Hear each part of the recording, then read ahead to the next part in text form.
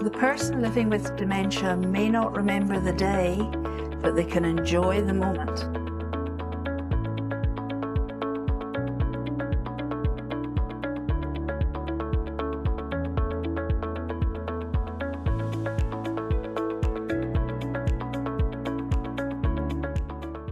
I'd like to acknowledge the traditional owners of the land on which we meet today and pay my respects to the elders, past, present and emerging. Thank you.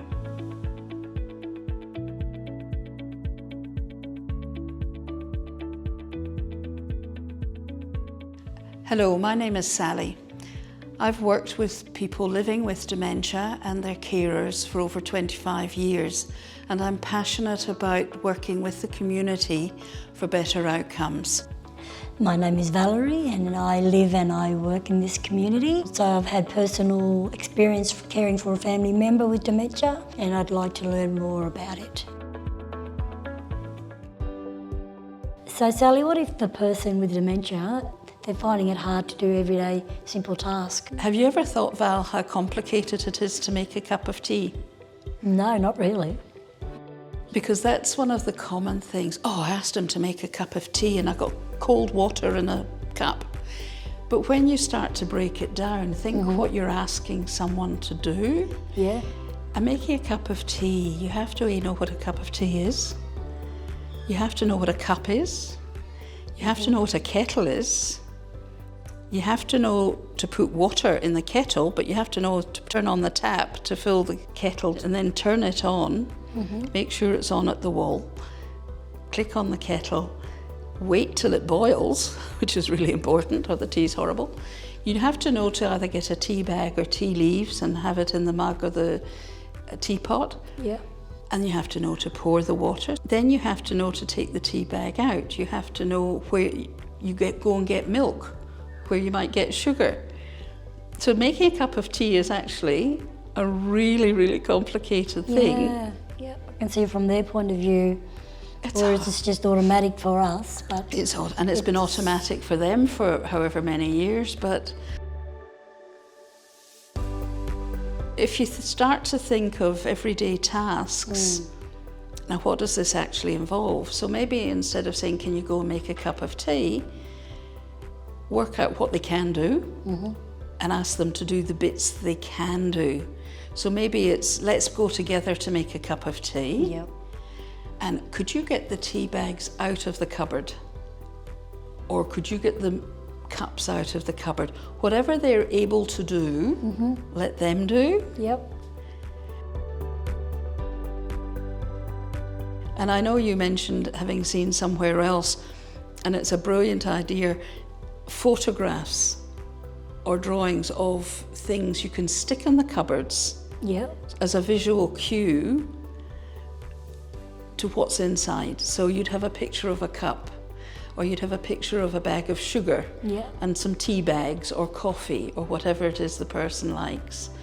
A picture on the fridge of milks, on the drawers or cupboards of where the mugs live or the teaspoons live, knives and forks live.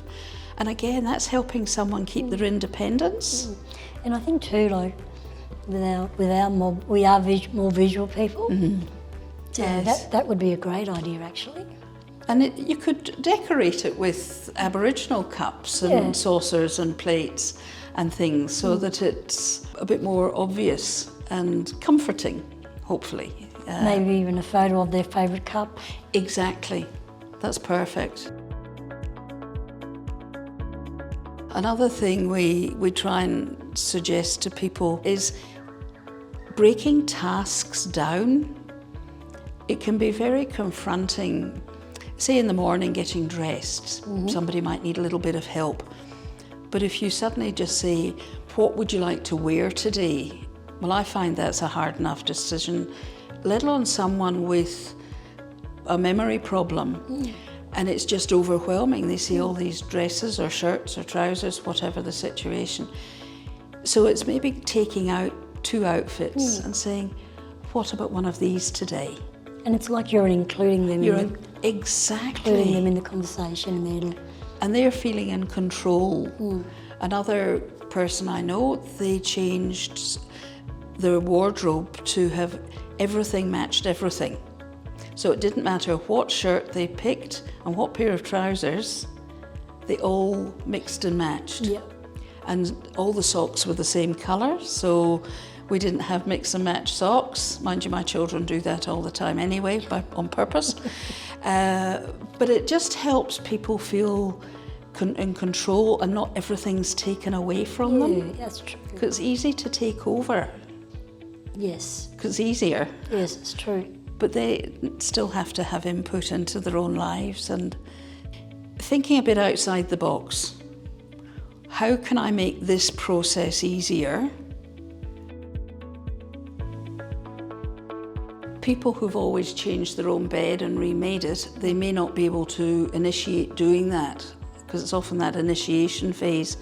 But if you say, let's go and do it together, and they can mirror you. Once they get started, they'll probably know exactly what they're doing and be able to finish the action. There's sometimes in the brain, the little synapses just don't spark. It's like a spark plug. It doesn't always work, and they forget. But once they get going, it sets things off and helps. It makes them feel like they're accomplishing something as well. Exactly. Because they might get frustrated and go, I can do this on my own, so That's right. doing it together would be great. And if you've been someone who's cooked forever and fed a big mob, Yeah. to suddenly not be trusted to cook, but hey, they can still peel potatoes for a long time. You know, they could chop the vegetables. There's so many things you can do, that tasks that are simplified, you know, and it's so important to still include people. Yes. Because imagine if you had everybody else in the family was off to a big yarn up or a big corroboree type thing, and they left you behind. Yeah. Instead of taking you and you're not having you enjoy it. You're not just sitting in a corner. No. And everybody's doing everything around you. It's good to still include them because, especially if it's a woman, like they're the matriarch, cooking was their passion. And even if somebody can't look after grandchildren per se, they can still enjoy having the grandchild put on their knee and having a little bit of time, and the grandchildren being encouraged to come for cuddles and hugs and or have a story told to them. You know, because there's so many important stories and family stories that need to be shared. And it's also a bonding, like. Oh, isn't it? I think, like, between grandparents, and even though they might not have stories there to tell you, you're as a grandchild is now then able to go, I remember when that time we spent with Dad or you know, grandfather or with the grandmother, you know. It's very precious time, isn't it? Because I sit down and I tell my grandchildren and even my own children about my grandmother and how important she was to me. So, and it's their stories now that they can also pass down. So. Yes, no, I agree totally.